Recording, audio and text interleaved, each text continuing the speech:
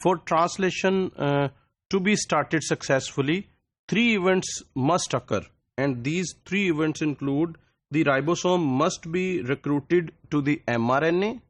Second, a charged tRNA must be placed into the P site of the ribosome. And thirdly, the ribosome must be precisely positioned over the start codon. तो ये तीन requirements हैं. जैसे ही ये तीन requirements पूरी होती हैं, ट्रांसलेशन जो है वो इनिशिएट हो जाएगी. The correct positioning of the ribosome over the start codon is critical because this establishes the reading frame for the translation of the mRNA. आपको याद होगा कि स्टार्ट कोडॉन ही है जो mRNA का रीडिंग फ्रेम बनाता है. अगर ये स्टार्ट कोडॉन जो है वो आगे या पीछे से स्टार्ट हो रहा है तो एंटायरली डिफरेंट प्रोटीन जो है वो ट्रांसलेट होगी, वो सिंथेसाइज होगी. इसलिए ये जो पोजीशनिंग है, करेक्ट पोजीशनिंग, ये बड़ा इंपॉर्टेंट है. In prokaryotes the assembly of the ribosome on an mRNA occurs one subunit at a time. The small subunit associates with the mRNA first. In prokaryotes, the association of small subunit with the mRNA is mediated by base pairing interactions between the RBS ribosomal binding site and the 16S rRNA of ribosome.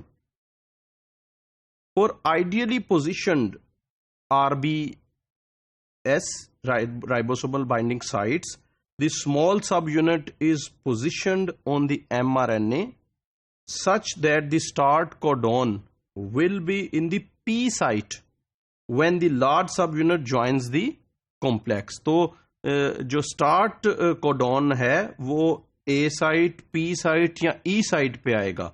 वो सिर्फ P site पे आएगा, वो ए site या ई site पे नहीं आएगा. The large subunit joins its partner only at the very end of the initiation process, just before the formation of first peptide bond. तो जब सब कुछ हो जाएगा और initiation is about to start, उस वक्त आके लार्जर सब यूनिट जो है वो अटैच होगा. Thus, many of the key events of translation initiation occur in the absence of full ribosome. Translation initiation is the only time a tRNA binds to the P site without previously occupying the A sites. Normally ये होता है कि amino acid जो है, जो tRNA है, वो आके पहले ए साइड पे आता है, फिर वो पी साइड पे जाता है, फिर वो ई साइड पे जाता है. लेकिन ट्रांसलेशन इनिशिएशन में सिर्फ ये एक मौका है जबकि टीआरएनए डायरेक्टली आके पी साइड पे लगेगा, ए साइड पे लगने के बगैर ही.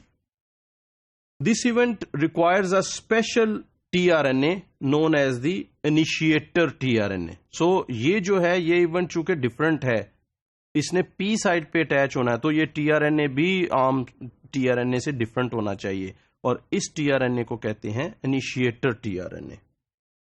The initiator tRNA base pairs with the start codon, और स्टार्ट कोडॉन AUG या GUG हैं, तो इनके साथ ये आके बेस पेयर करेगा. लेकिन जब AUG या GUG जो हैं वो रीडिंग फ्रेम के अंदर, ओपन रीडिंग फ्रेम में आएंगे, तो ये डिफरेंट अमाइनो एसिड्स को कोड कर रहे होंगे. फॉर एग्जांपल जो AUG है ये मिथ्यूनिन को करेगा, और GUG जो है ये वेलिन को कोड कर रहा है.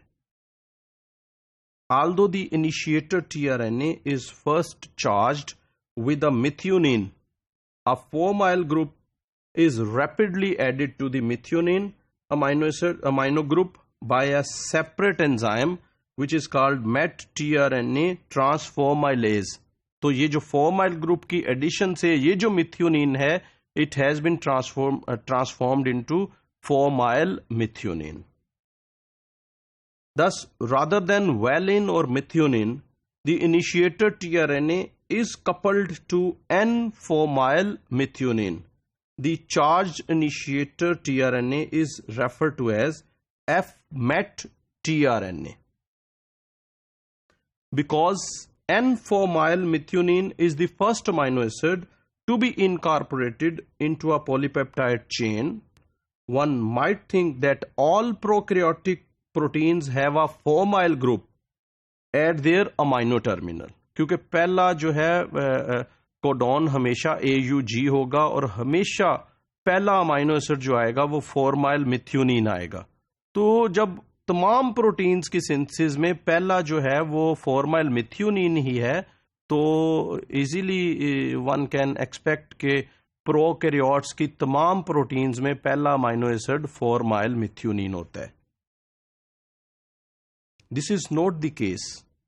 However, because an enzyme known as deformylase removes the formyl group from the amino terminus during or after the synthesis of polypeptide chain. तो जब polypeptide chain अभी बन रही होती है या synthesis हो चुकी होती है, उसके बाद एक enzyme deformylase आता है जो इस formyl group को कट कर देता है.